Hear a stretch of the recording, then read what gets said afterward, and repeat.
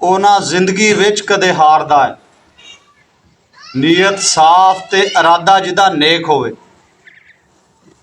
ਨਜ਼ਰ ਕਮਜ਼ੋਰ ਤੇ ਤਨ ਦਾ ਖੂਨ ਸੁੱਕੇ, ਜਿੱਤੋਂ ਚੜ੍ਹਦ ਨਾ ਦੂਜੇ ਦੀ ਵੇਖ ਹੋਵੇ। ਉਹਨੂੰ ਗਲਤੀ ਦਾ ਨਹੀਂ ਅਹਿਸਾਸ ਹੁੰਦਾ, ਜਿਹਨੂੰ ਲੱਗਿਆ ਨਾ ਕਦੇ ਸੇਖ ਹੋਵੇ। ਲਾਭ ਹੀਰਿਆ ਤੁੰਨ ਦਈਏ ਯਾਰ ਐਸਾ, ਜਿਹਨੇ ਥਾਲੀ ਵਿੱਚ ਕੀਤਾ ਸ਼ੇਖ ਹੋਵੇ। ਜ਼ਿੰਦਗੀ ਦੇ ਵਿੱਚ ਨਾ ਬੰਦੇ ਨੂੰ ਕਦੇ ਵੀ ਫਤਹ ਨਹੀਂ ਮਿਲਦੀ ਜੇ ਬੰਦੇ ਦੀਆਂ ਨੀਤਾਂ ਚੰਗੀਆਂ ਨਾ ਹੋਣ। ਨੀਤਾਂ ਭੈੜੀਆਂ ਹੋਣ ਨਾ, ਜੋ ਮਰਜ਼ੀ ਕਰ ਲਓ, ਪੂਰੀ ਨਹੀਂ ਪੈਂਦੀ। ਨੀਤਾਂ ਖਰੀਆਂ ਹੋਣ ਤਾਂ ਅੱਲਾਹ ਤਾਲਾ ਦੀ ਜ਼ਾਤ ਫਤਹ ਦਿੰਦਾ।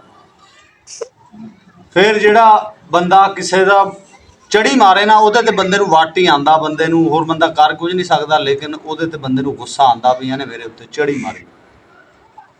ਜਿਹੜੇ ਬੰਦੇ ਨੇ ਜ਼ਿੰਦਗੀ ਦੇ ਵਿੱਚ ਗਲਤੀਆਂ ਕੀਤੀਆਂ ਹੋਣ ਨਾ, ਉਹਨੂੰ ਕੋਈ ਘਾਬਰ ਨਾ ਆਵੇ, ਉਹਨੂੰ ਤੰਗੀ ਨਾ ਆਵੇ ਉਸ ਗਲਤੀ ਦੀ ਵਜ੍ਹਾ ਤੋਂ, ਤਾਂ ਉਹ ਬੰਦਾ ਦਲੇਰ ਹੁੰਦਾ ਰਹਿੰਦਾ। ਉਹਨੂੰ ਹੁੰਦਾ ਵੀ ਮੇਰਾ ਕਿਹੜਾ ਕਿਸੇ ਨੇ ਕੁਛ ਕਰ ਲੈਣਾ। ਜਿਹਨੂੰ ਇੱਕ ਵਾਰੀ ਸੇਕਾ ਲੱਗ ਜਾਂਦਾ ਨਾ, ਉਹ ਦੁਬਾਰਾ ਗਲਤੀ ਨਹੀਂ ਕਰਦਾ। ਅਤੇ ਜਿਹੜਾ ਯਾਰ ਨਾਲ ਖਾ ਕੇ ਥਾਲੀ ਵਿੱਚ ਸ਼ੇਕ ਕਰ ਦੇਵੇ, ਉਹ ਮਾਰਨ ਦੇ ਕਾਬਲ ਹੁੰਦਾ, ਉਹ ਛੱਡਣ ਦੇ ਕਾਬਲ ਨਹੀਂ ਹੁੰਦਾ।